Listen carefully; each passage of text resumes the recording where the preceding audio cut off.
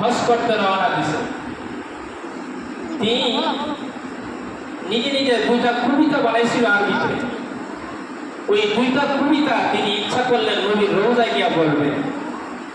ওই দুইটা কবিতা তিনি নবীর কাছে বলার পরে নবীজি স্বয়ং নিজের কবর থেকে হাত উপর দিকে উঠাই দিতে বলেন সুবহানাল্লাহ। এই কবিতাগুলো কি ছিল? এই কবিতাগুলো ছিল ফি হালাতিল বুদি কুনতু উরসিলুহা, ফি হালাতিল বুদি কুনতু উরসিলুহা, তুকাব্বিলুল আরদু আন্নি ওয়া হিয়া নাইবাতি, তুকাব্বিলুল আরদু আন্নি ওয়া হিয়া নাইবাতি।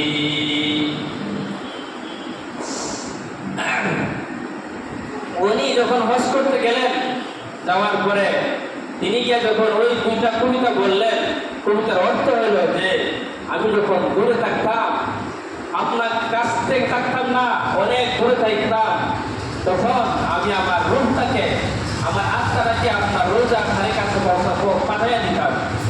আমার আত্মা আপনার কাছে এসে সুর হইত বিহাদিহি হালাতি দৌলাতুল আসবানি কদ হাদারতু।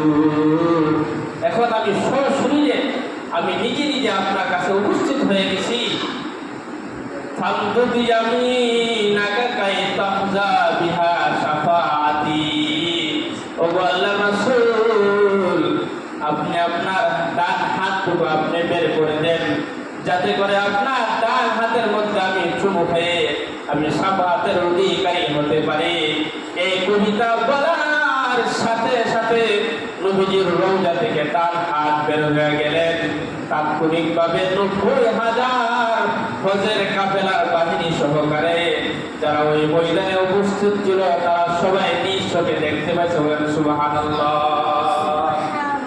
এই জন্য তাদের মহব্বত কেমন ছিল, নবীকে কেমন ভালোবাসত। আজকে আমাদের সমাজে অনেকে নবী ভালোবাসার নাম দিয়া, কিন্তু নামে ভালোবাসে, কামে কোনো ভালোবাসে। আশিকে রাসূল নামে আশিকে রাসূল আছে, কিন্তু কামে কোনো আশিকে রাসূল, কামে কোনো আশিকে রাসূল পাওয়া যায় না। বিভিন্ন সময় রাসূলকে গালিগালাজ করে, বিভিন্ন সময় ইসলামের ডাক দিলে আমাদের মতো কর্মীয়াকে লোকে দেয়, তারাই মাঠে দাঁড়িয়ে পড়ে।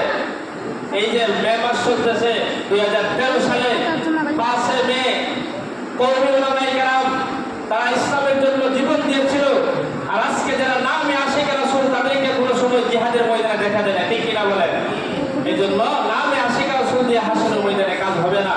যারা প্রকৃতপক্ষে আশিকে রাসূল, তাদেরকে আল্লাহ রাসূল চিনা বাইসা সুপারিশ করে জান্নাতে নিয়ে।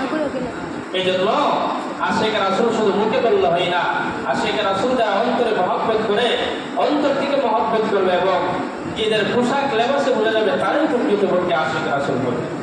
আরেকটা ঘটনা বলেই আমি আপনাদের কাছ থেকে, আসলে মক্কা মদিনার প্রতি আমাদের মহব্বত